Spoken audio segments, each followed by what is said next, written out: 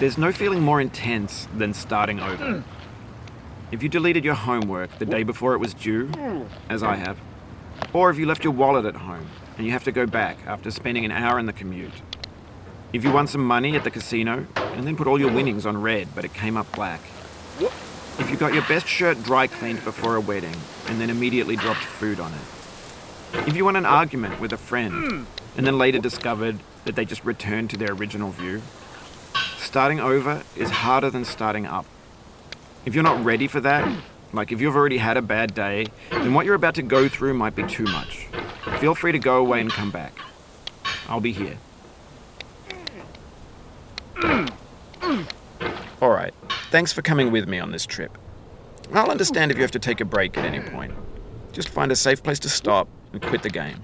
And don't worry, I'll save your progress, always. Even your mistakes. This game is a homage to a free game that came out in 2002, titled Sexy Hiking.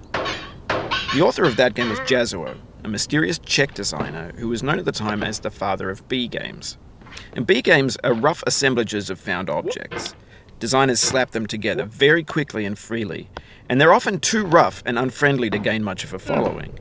They're built more for the joy of building them than as polished products. In a certain way, Sexy Hiking is the perfect embodiment of a B game. It's built almost entirely out of found and recycled parts, and it's one of the most unusual and unfriendly games of its time. In it, your task is simply to drag yourself up a mountain with a hammer. And that act of climbing, in the digital world or in real life, has certain essential properties that give the game its flavor. No amount of forward progress is guaranteed. Some cliffs are too sheer or too slippery. And the player is constantly, unremittingly in danger of falling and losing everything. Anyway, when you start Sexy Hiking, you're standing next to this dead tree that blocks the way to the entire rest of the game. It might take you an hour to get over that tree, and a lot of people never got past it. You prod and you poke at it, exploring the limits of your reach and your strength, trying to find a way up and over. And there's a sense of truth in that lack of compromise. Most obstacles in video game worlds are fake. You can be completely confident in your ability to get through them once you have the correct method or the correct equipment or just by spending enough time.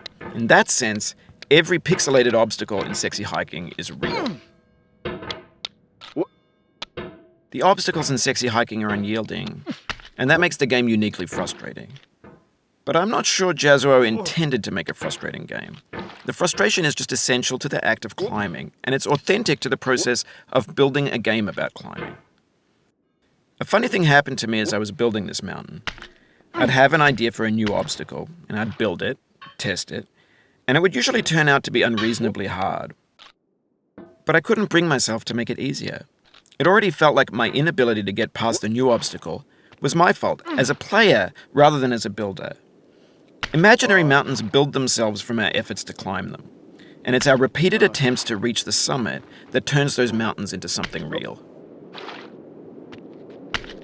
When you're building a video game world, you're building with ideas, and that can be like working with quickset cement.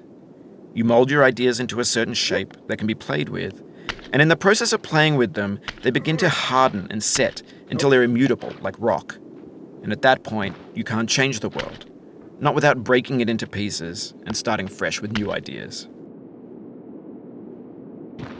For years now, people have been predicting that games would soon be made out of prefabricated objects, bought in a store and assembled into a world. And for the most part, that hasn't happened, because the objects in the stores are trash. I don't mean they look bad or that they're badly made, although a lot of them are. I mean they're trash in the way that food becomes trash as soon as you put it in the sink. Things are made to be consumed and used in a certain context, and once the moment is gone, they transform into garbage. In the context of technology, those moments pass by in seconds. Over time, we've poured more and more refuse into this vast digital landfill that we call the internet. It now vastly outnumbers and outweighs the things that are fresh and untainted and unused. When everything around us is cultural trash, trash becomes the new medium, the lingua franca of the digital age. And you can build culture out of trash. But only trash culture. B games, B movies, B music, B philosophy.